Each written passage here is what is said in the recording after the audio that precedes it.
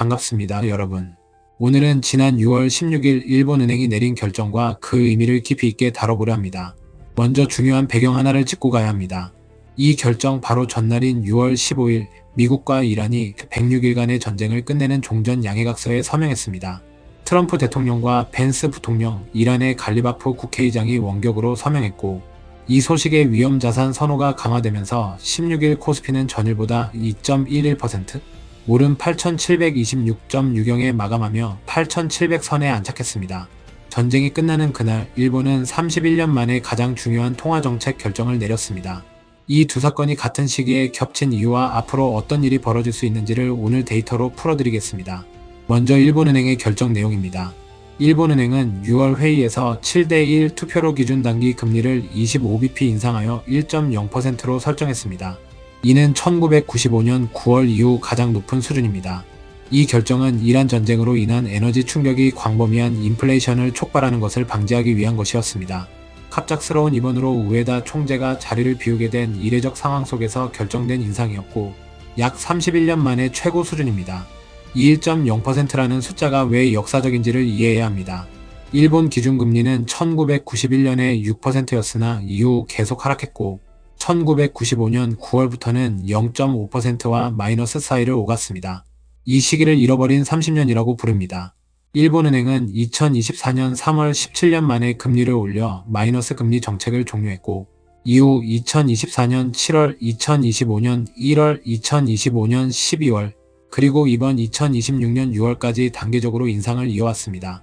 31년간 0.5% 아래에 머물던 금리가 이제 1.0%까지 올라왔다는 것은 일본이 디플레이션과 초저금리라는 잃어버린 30년의 핵심 정책 기조에서 완전히 벗어나고 있다는 선언입니다.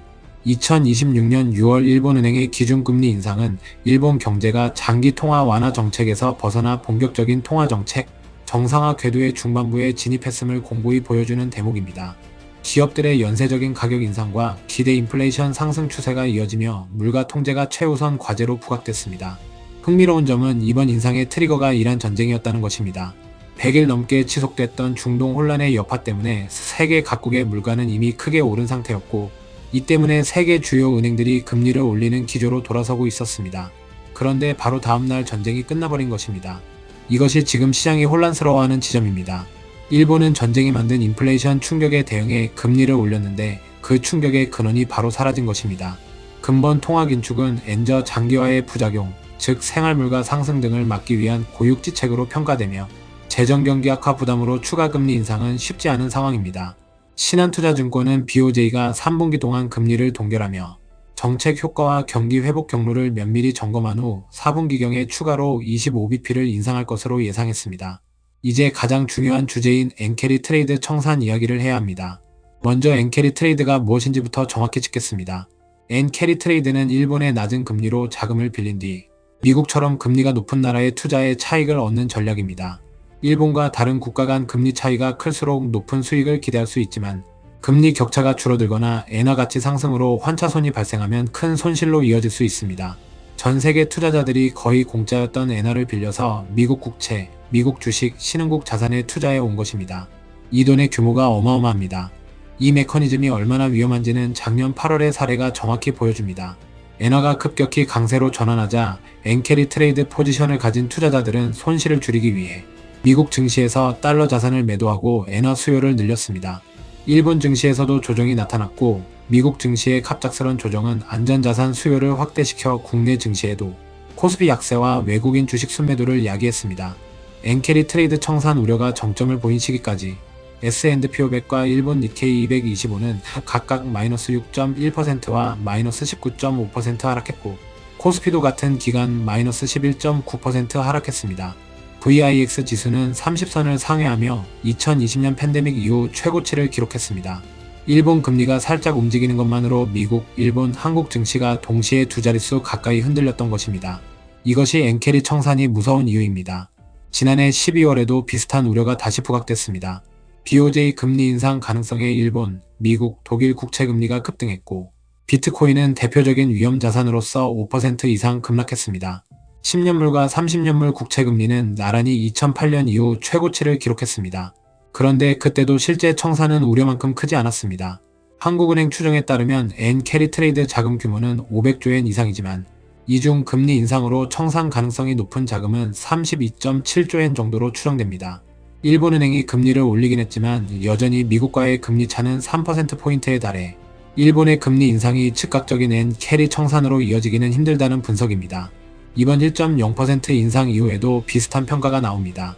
22일 BOJ가 기준금리를 30년 만에 최고 수준으로 올렸지만 우려했던 것과 달리 엔캐리 트레이드 청산 충격으로 번지지 않았습니다. BOJ가 추가 인상 경로를 매파적으로 못 박지 않았다는 해석이 확산하면서 미국 등과의 금리 격차가 당분간 유지될 것이란 기대에 무게가 실렸습니다. 다만 위험이 완전히 사라진 것은 아닙니다. 충격이 발생할 수 있는 주요 경로로는 우선 달러엔 환율이 160엔 수준에 근접하는 시나리오가 거론됩니다.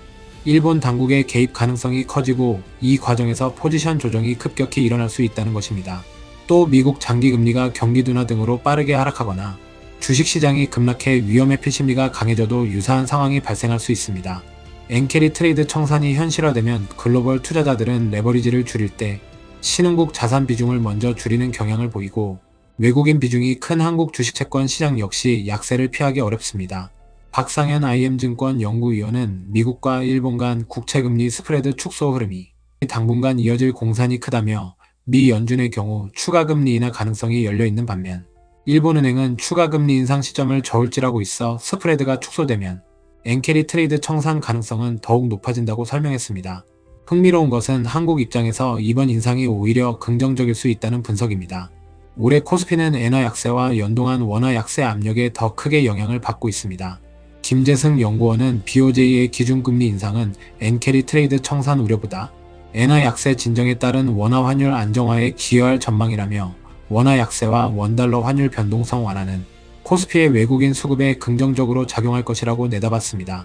일본 금리가 오르면 엔화가 강해지고 엔화가 강해지면 그동안 엔화 약세와 함께 흔들리던 원화도 동반 안정될 수 있다는 논리입니다. 이제 비트코인과 암호화폐에 미치는 영향을 구체적으로 보겠습니다. 역사적으로 엔캐리 청산 우려가 부각될 때 비트코인은 위험자산으로 분류되어 함께 흔들렸습니다. 채권 수익률 급등은 위험자산에도 타격을 입혔습니다. 위험자산은 일본과 미국 국채 등 안전자산의 수익률이 높아질 때 하락하는 경향이 있습니다. FT는 투자자들이 엔화와 같은 저금리 통화를 차입해 고수익 통화자산에 투자하는 캐리 트레이드가 청산되는 과정이 위험자산 매도에 기여했을 수 있다고 전했습니다. 그런데 흥미롭게도 항상 같은 방향으로 반응한 것은 아닙니다. 일본은행의 기준금리 인상이라는 전통적 악재에도 불구하고 글로벌 유동성 기대와 위험자산 선호가 맞물리며 암호화폐 시장은 오히려 강세를 보이기도 했습니다. 암호화폐 시가총액은 하루 새 3%대 상승했고 비트코인, 이더리움, 리플 모두 올랐습니다.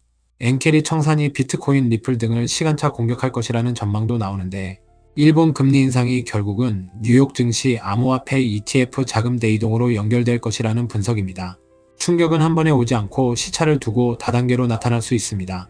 지금 비트코인은 이미 ETF 유출, 스트래터지 매도, 금리 공포로 6만 달러대까지 내려와 있는 상태이기 때문에 엔캐리 청산이라는 추가 변수가 겹친다면 단기 변동성이 한 번 더 증폭될 수 있다는 점을 염두에 둬야 합니다.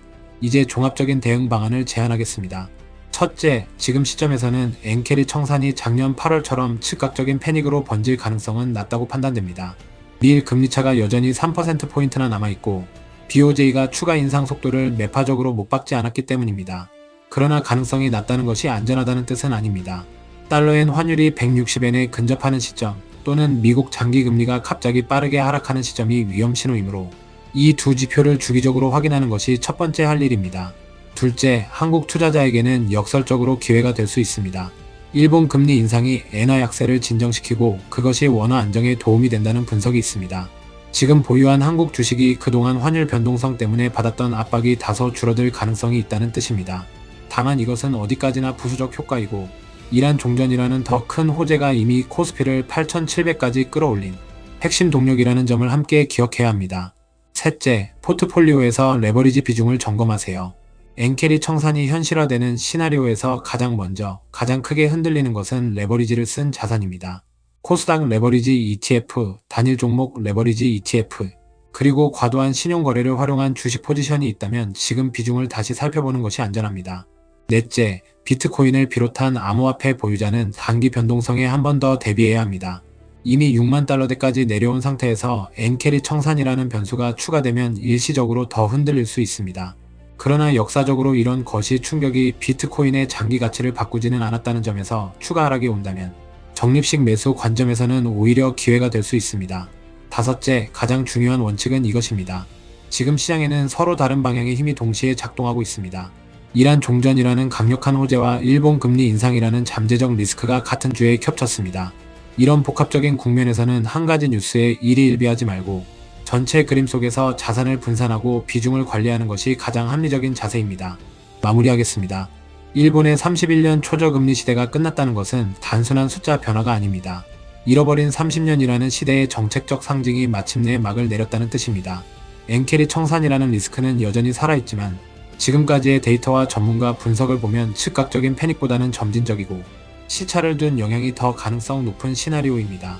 이란 종전이라는 호재 속에서 일본의 정책 정상화라는 변수를 함께 주시하면서 레버리지를 줄이고 자산을 분산하는 것이 지금 이 복잡한 국면에서 가장 현명한 선택입니다. 오늘도 함께 해주셔서 감사하며 구독, 좋아요도 잊지 마세요.